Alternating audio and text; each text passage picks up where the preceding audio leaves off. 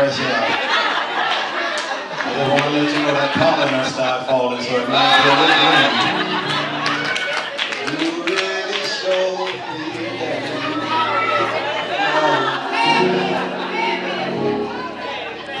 You showed me that.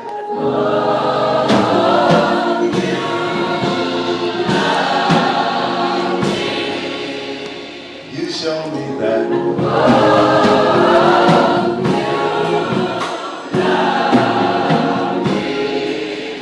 Can I be me today? You know really why God can't bless some of us? Because He can't trust us with a blessing. How you doing, Ronnie? Good to see you. That's my classmate, Ronnie, right now. I asked about you the other day and saw your wife. We was at Georgia Power. I asked about you. And, you know, every now and then you come across my mind and I pray for you. Because I know the devil want to kill you. He want to wipe you out. But I'm not the only one praying for you. God got some people strategically located in your life that's not in your face all the time, saying strength.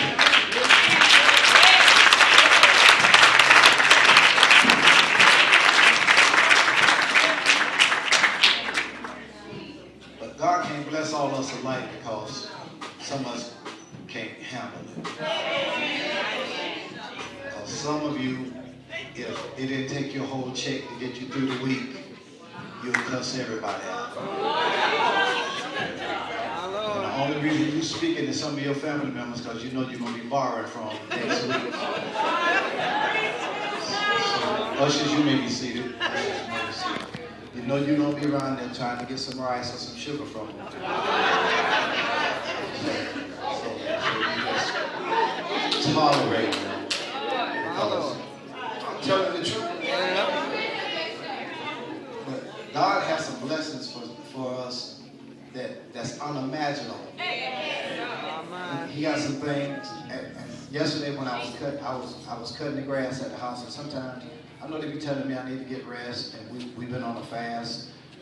Some of us been on it for 21 days. I ain't talking about no juice and meat. I'm talking about from 6 a.m. to 6 p.m. We're not eating or drinking anything. And because I've been asking God, I said, God, I'm tired of the same old, same old. Because we can get in church and get stuck, Micheal. I mean, you know, just going through the motion. And then when I look at some of you, even today, the only reason you here is because somebody made you come. And some of you is just the thing to do. But I'm seeking God for a closer walk that I can come to church and people can come in here limping and walk out of here straight. I just don't believe I have to go to the hospital every time I get sick. I've been well 12 months and they're still sending me bills. People that never came to see me charging me from Tennessee. The devil attacked my body in New York. And Flynn was trying to get me to go to the hospital because, you know, it was serious. And I was up there telling the family stuff, you know, like men, we really don't like to go. Well, let me talk about me. And then when I got 50, and they told me that I won't have to go bend over and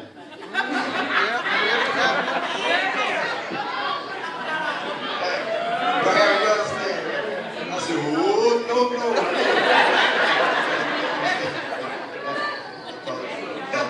I am not gay. That's an exit. You understand what I'm saying? But, you know, medically, I'm going to tell the truth, whether you like it or not.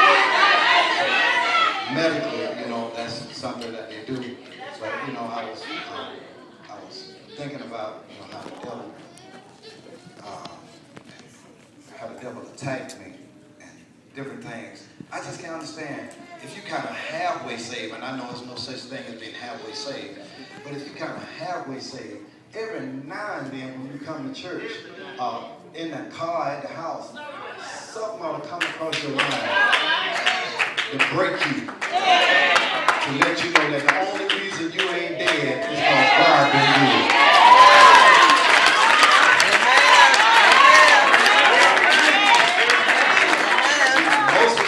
Most of us are being deceived by the enemy because we don't do stuff that other people are doing, that we perfect, and that we really are above that.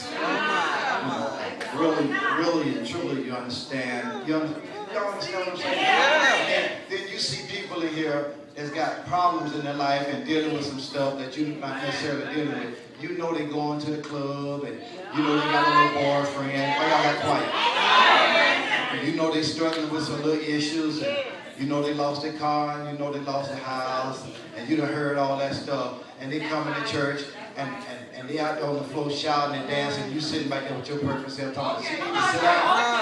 Don't praise God, because I ain't where I want to be, but thank God I'm not where I used to be. And I might be able to praise God without this situation.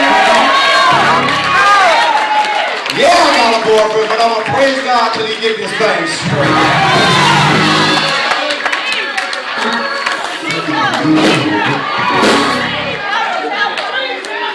I'm not there yet, but I'm trying hard as I can. And if the preacher said, I praise God, he'll change some stuff. Maybe I need to get out there and scratch some of this dust off of my praise until God turn this thing around.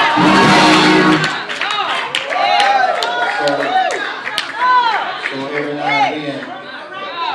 now and then, you ought to stop judging people and start praying for them. You just let the hymn out your voice.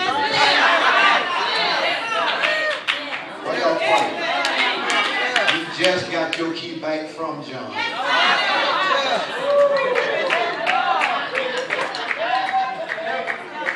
You just gave Ray his car back.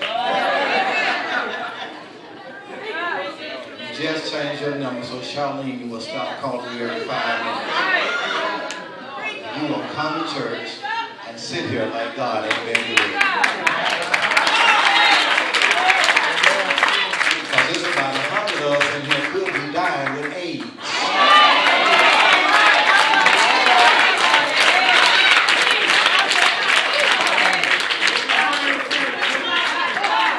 With the stuff we were using.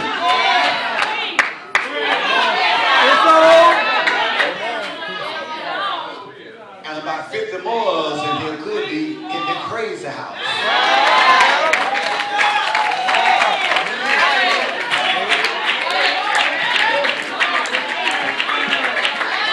Y'all all right? And you wondering right now, some of you, how your child came out normal with all that stuff you was on. I want to tell you, God been good to you. Look at somebody right your head and say, God been good to me. Look at somebody tell them, God been good to me. Say it like you're sanctified. So good to me. He's been good.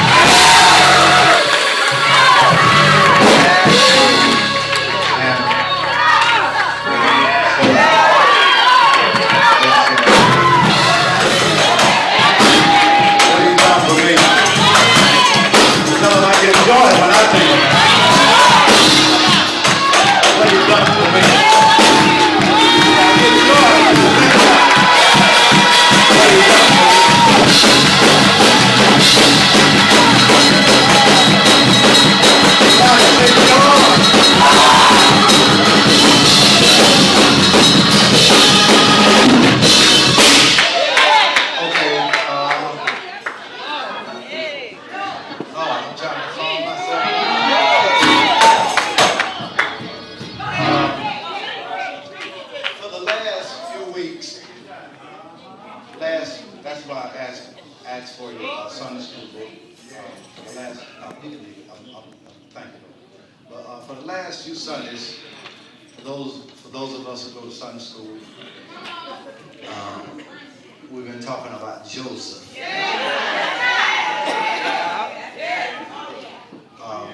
Joseph, when I look at at Bible character, can I talk? When I look at the Bible character Joseph in the Old Testament, Joseph was a young man that God used to be a blessing to his whole family.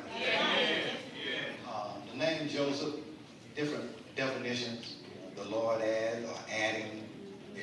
When you speak of Joseph, it's always about bringing something to the program, bringing something in one's life.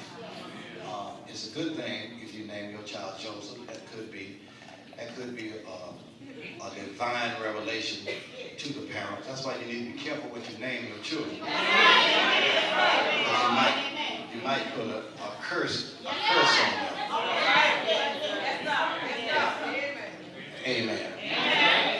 Don't just throw a bunch of syllables together because you don't know what you name your child. I probably need to say this too. You need to be careful. Some of these artifacts and statues and stuff y'all be buying. You might need to be careful because some of them are satanic. And if you're not careful, you'll be moving the devil in your house. Putting him in your living room. Hanging him up on your mantle. Y'all don't believe spirits come? Now the roof woman told you that you'll go and take it down.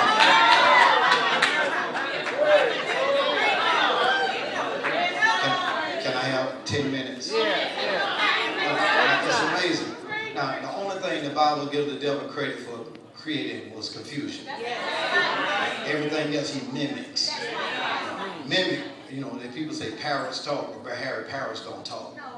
All they do is mimic. That means when you say something, then the parrot says it. That's not, if I say, how you doing? You say, how you doing? I say, all right. You say, all right. That ain't conversation. Dialogue is, I ask a question, then you answer it. Y'all feel me? And the Spirit just laid that on my heart to tell y'all to be careful some of this cute stuff that Josephine and them got in their house.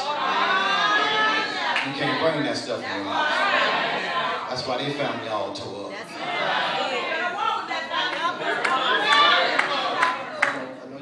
House and you want to buy a bunch of nice things, but a lot of time that nice looking stuff carries spirits.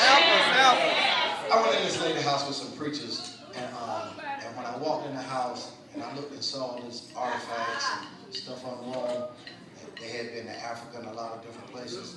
And when I looked at that stuff, I said, those things carry spirits. Matter of fact, I was kind of reluctant to even eat in there. My wife, she thinks that I'm too free, but I don't eat everybody's food. I am not afraid of no devil. You understand? But I just don't eat everybody's food. Because everybody can't cook. For me. But anyhow, when I walked in there, as soon as I walked in there, I felt something. You get closer to God, you'll start feeling something. Some of y'all, I can't tell you that because you're always trying to read people already. No, ain't nobody that deep. Amen. But then I felt something. I said something up with those things right now. But I don't go in people's house telling them you need to move this and all that. And so I told the preacher that invited me. I said, man, there's something. He said, you know what, Flynn? He said, that lady stays sick all the time. Might need to tell her, might need to tell her to get some of that stuff. I felt something when I walked by that wall that she had all that stuff in it. And ultimately that lady died. And so I asked the preacher, I said, when I heard that she had died, I said, did she get that mess out of it? He said, no. I said, you tell her husband. And he better get that mess out of that house. Yes, sir. So he told me the next time we went down there, that whole wall was clean.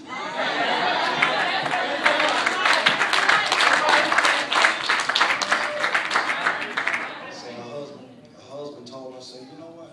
I felt better when I loaded that stuff up. Say, I didn't give it to somebody. Since that preacher said there's something wrong with it, I brought all of that stuff.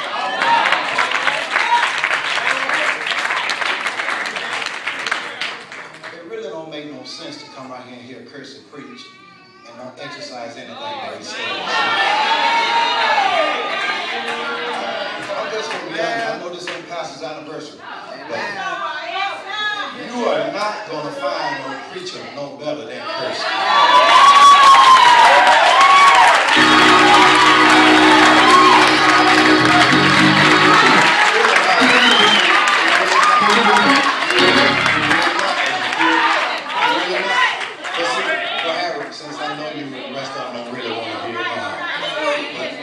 But for him, if we get used to people, and we get accustomed to them, then when you get accustomed to folk, then you put a little wall up. Only certain things they say phase. Yeah. And somebody else can come through town that you don't know how they live it or what they are about. And you in the $100,000, $1,000 line. And then here you a man of God that labors with you.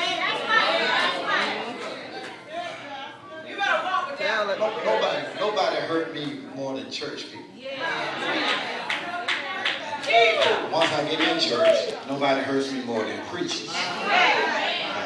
I'm concerned, but preachers really made me pray, because the only call in the church is ministry. The only people in here that God called was the preacher. Now everybody else got their assignment from the preacher.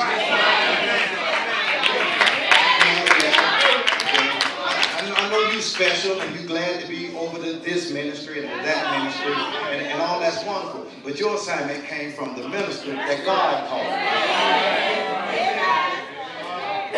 It's amazing to me. What's your name? I started to call you that. I didn't want to mess up. But it's amazing to me, Andrea, when you can bring somebody in your shop under your tutelage and you can train them how to do what you do. And then you be the first one that they kill.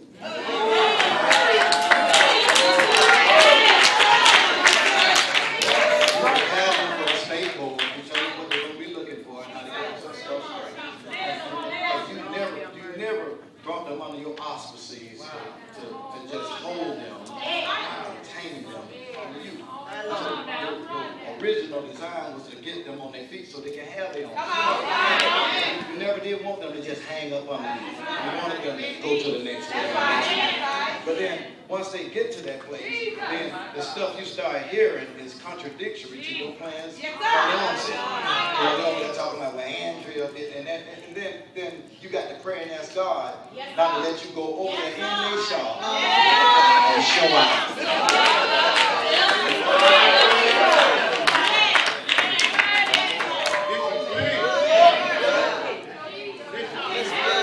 So Joseph was put in a position. At 17 years old, God gave him a vision. He called it a dream, but it really was a vision.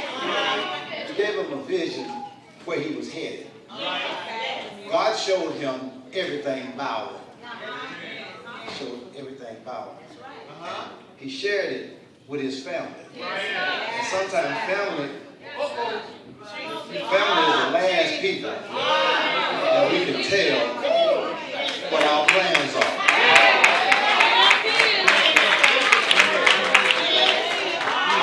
Everybody family, but everybody got somebody in their family that's jealous of them, and you don't even know why. If jealousy, I'm gonna stay here by you because I'm feeling some energy from you. If jealousy ever get inside of you, it'll breed something called hatred. And if you ever hate somebody, you'll want to kill them. And anybody ever hates you, ain't nothing you can do to win them.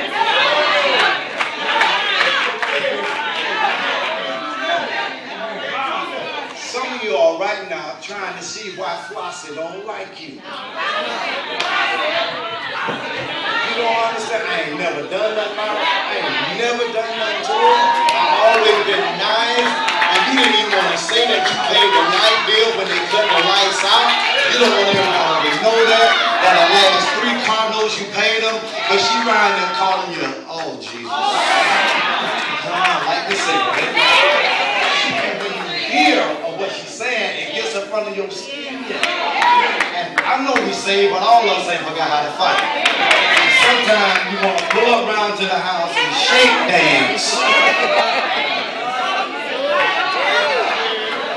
Joseph shares his dream with his brothers, and he tells his brothers what was going to happen. And since they were half brothers, they already didn't like it because they didn't have the same mama and daddy.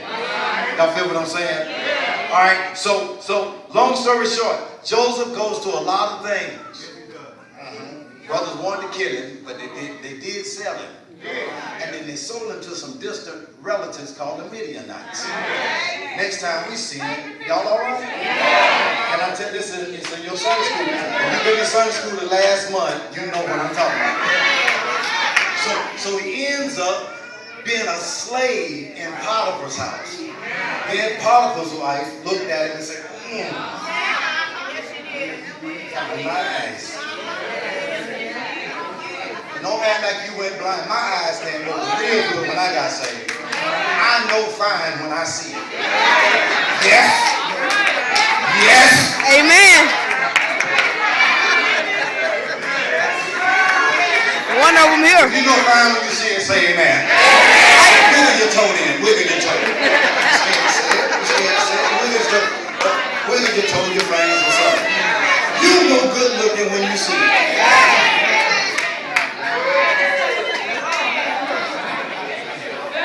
So Potiphar's wife had plans for Joseph that Joseph didn't have for himself. Potiphar's wife, and see, a lot of times we jump on the wagon when they skip me and start asking for Richard, Tim, you know, asking so, hey, I ain't never going, what about me? The devil made me feel like I was the ugly duckling, right? So hey, I thank God for me. But then when God started to elevate, started to bless, then the hookers started to leave. I said, hookers, that's what you are. If you only want a man for one thing, you're a hooker. If you only want a woman for one thing, you're a hooker.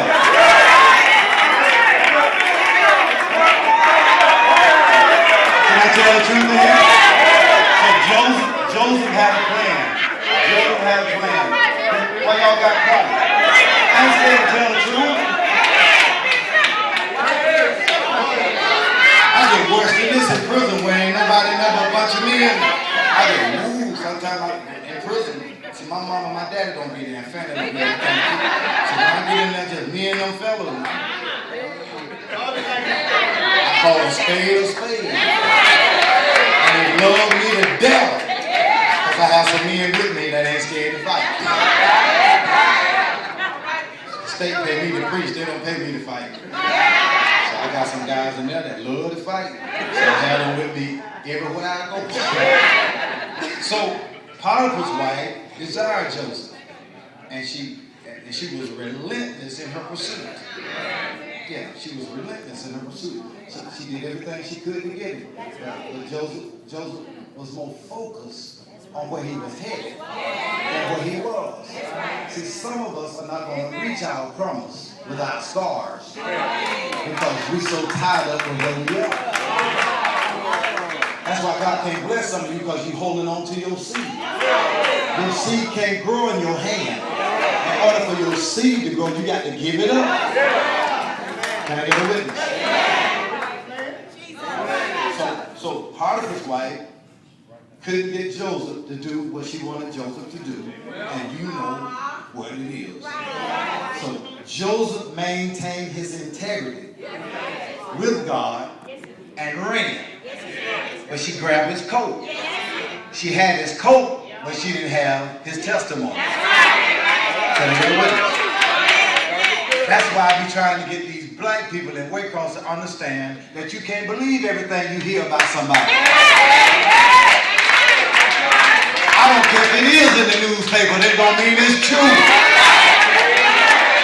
I don't care if your cousin did tell you, it don't mean it's true.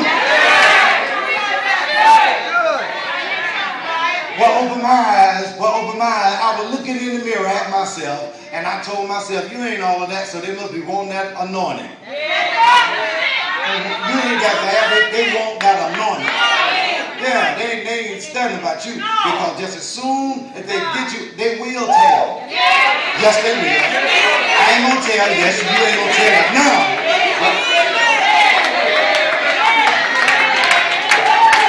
I can't afford to have no girlfriend in Waycross.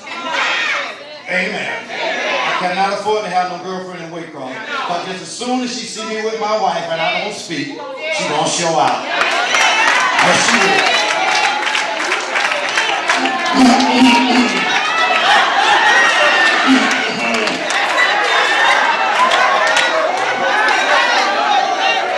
Don't act like you don't see it. Yeah, show out. Hello, Mr. Flynn. Some of y'all want to say amen so bad that you said a bone won't fall out the mouth. Joseph left his coat and he held on to his integrity. And he finds himself in prison on some trumped up charges. People say, give me the facts. I say, no, give me the truth. Because facts don't always mean truth. If Joseph was living in the 21st century, he would be listed as a sex offender. His name would be on the registry, and y'all would be pulling him up on the internet, telling everybody that he done moved in the neighborhood. Yes. Don't, I know that sex offender ain't up there with that microphone. Why y'all quiet? Because church folk are so judgmental based on what they heard about somebody. But we always want people to forgive us.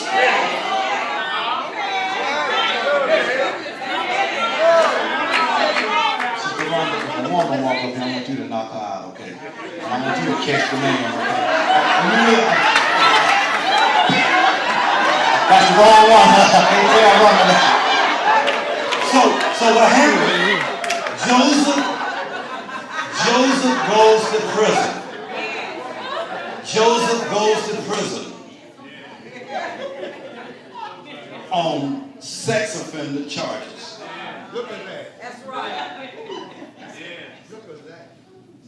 And when I first started working for the Department of Correction, if they knew you was a sex offender, they had to put you in special housing.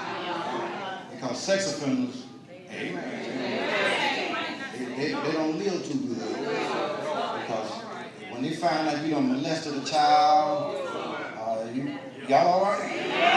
Are you a pedophile? They try to take you all the way up through there.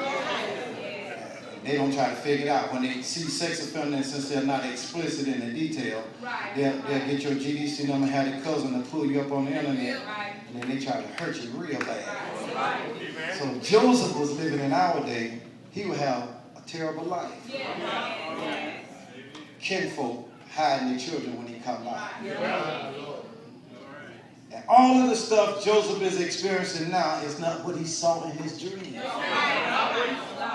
And I'm trying to encourage a couple of you all that some of the stuff you're going through now that you know you're not guilty of and you can't understand why, I came to tell you this is a part of the process that God is using. So when he gets you to the place that he really wants you to be, you're going to be able to be a blessing to folk that try to wipe you out.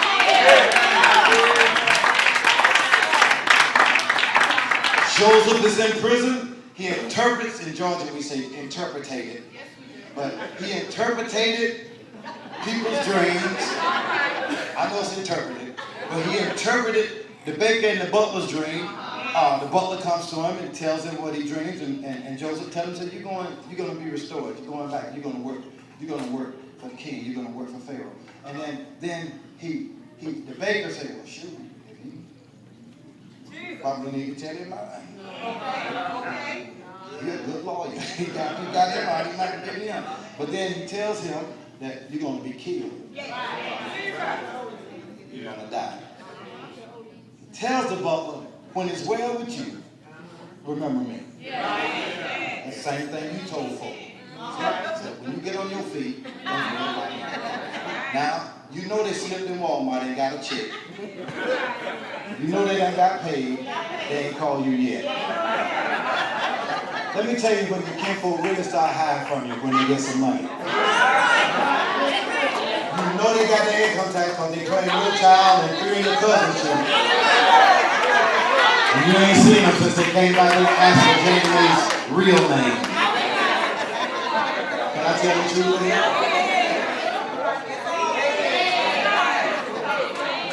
Joseph in prison. Sad situation. Chapter 39, verse 21. he could have been upset. Like a lot of us did. We talked about it in Sunday school this morning. When things don't go church folk way, first they launch an attack at the leader. But you always need a leader that can get in touch with God. Because any preacher that's not dependent on God, he's going to quit. These folks will make you want to resign and throw in the towel. Amen. If you think preaching is a spectacular just because he can get back and y'all hollering and you see the offering and stuff, get out the pulpit and walk with him every day. Because most of the stuff that you hear coming from one person, he hears it coming from tens and hundreds. Joseph in prison, mother. Trumped up charges. 2 years. He been waiting to get some news because he know the butler working for Pharaoh because he told him you're going to be restored. In other words, I would have been saying, what's up, God? Y'all want to talk to God? Get closer to him and you'll find out you don't really talk to him. Lord, wait a minute. I've done nothing wrong. My family betrayed me. My little partner that was eating my soups in prison, he out. And I ain't heard nothing from him. I ain't getting no letters. But what's up, God? Chapter 39, verse 21 encouraged me. Verse 21 says, but the Lord was with Joseph. I got to do that. In spite of C-sharp. In spite of all of this negative stuff that's happened to me and how upset and mad I ought to be and betrayed I've been, but the Lord was with Joseph. I came to tell you that if your cousins aren't with you, you better know the Lord is with you.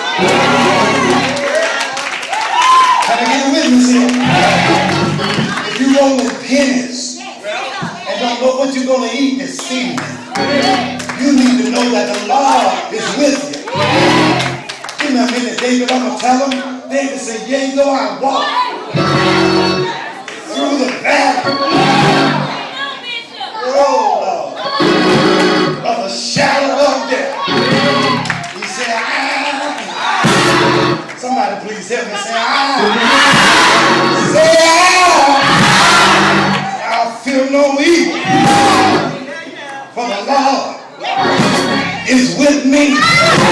I came by to tell you on my way back to the house, be ye steadfast, unmoved, always abounding in the work of the Lord. For as much as you know, your labor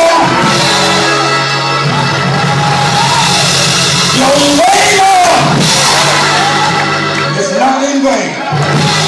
Now sit down, the people behind you. The Lord was with Joseph.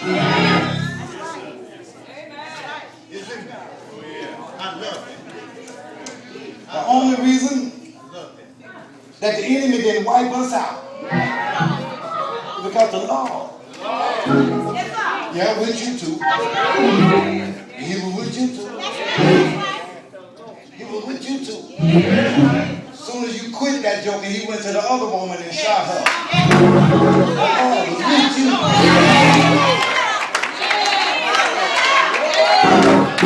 As soon as you let her go, she went to the other man and stabbed him. The Lord was with you. Can I get a witness here? The Lord was with Joseph and showed him mercy. Mercy is something that only God can give. You waiting on mercy from folk that already hate you. You waiting on mercy from folk that want you to fail. But God told Israel, when I passed by and saw you polluted in your own blood, nobody liked you. Nobody pitied you. hadn't been washed. But I say live. Look at somebody and say live. Hey, tell them to live. Don't die when you can live. I don't care how bad it gets. I choose to live. Because I borrowed your words. I'm going to be happy every day. Man, I have no money, but I'm going to be happy. May lose some friends, but I'm going to be happy. Look at somebody and say, don't worry. Be happy. Say yes. The Lord was with him, showed him mercy, and gave him favor. Now, y'all really ain't going to like this one. Favor is something that'll put on a sale when you walk in the store. Favor is something that they'll pull you to the side and say, I know 99 is on there, but there's something about you. I believe I'm going to cut this thing in half price. Favor is something that'll let you walk around with designer clothes on and paying bargain prices. Favor is something. Favor is something that God gives you when everybody counts you out. Favor is something that only God will tell them, David. David said, when my father and my mother forsake me, then the Lord will take me up. But in the time of trouble, he shall.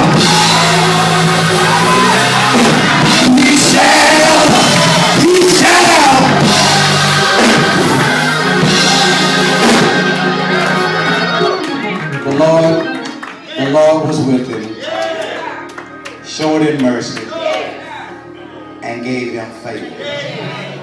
Say it again, the Lord was with him, showed him mercy, and gave him favor. Everybody stand.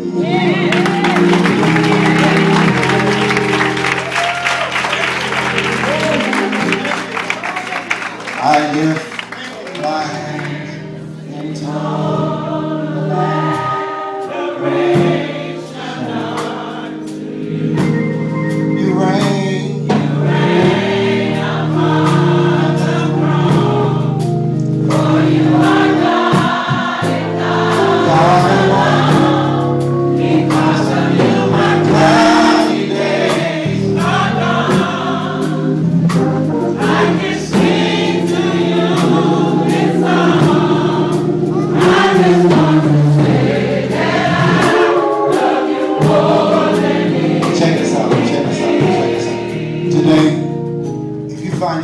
Situation where, hey, Flynn, I really don't know how I got in this situation. Because I've been in some stuff.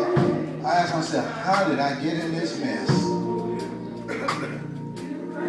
But it could be a part of the process that God is using to get you to the promise. What I want you to do today, if you believe God is able to do exceeding abundantly, above all you can ask a thing, and you want to change, you want to turn around. Say, God, I deserve better than this. I want to give you up. Preachers, where the preachers? Preachers, y'all come here, please.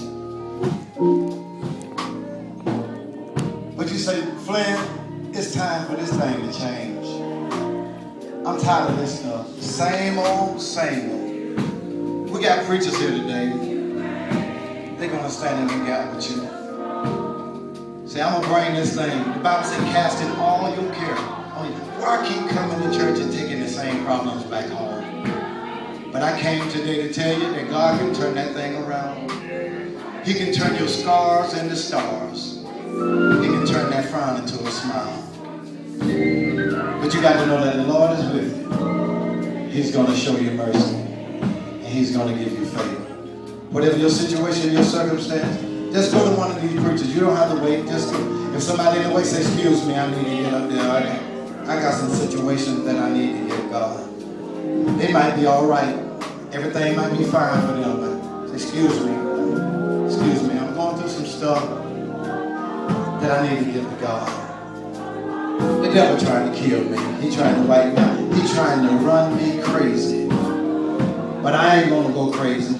Why should I die when I can live? I ain't waiting on nobody. That's you. If you want to turn around, tired of borrowing, tired of rolling, tired of dealing with this stuff, I'm taking my situation with God. Because I need God to do something for me that only God can do. Going to bed on a pill, waking up on a pill. I got no medicine and I got scriptures. But I'm going to give it to God today. I'm going to turn it over to Jesus. He's going to fix it. That's right. That's right, Mama, bring your daughter. Father, bring your son. I need a turnaround. I need a change that only God can give. But the Lord was with Joseph. He showed him mercy. And he gave him favor. That's right.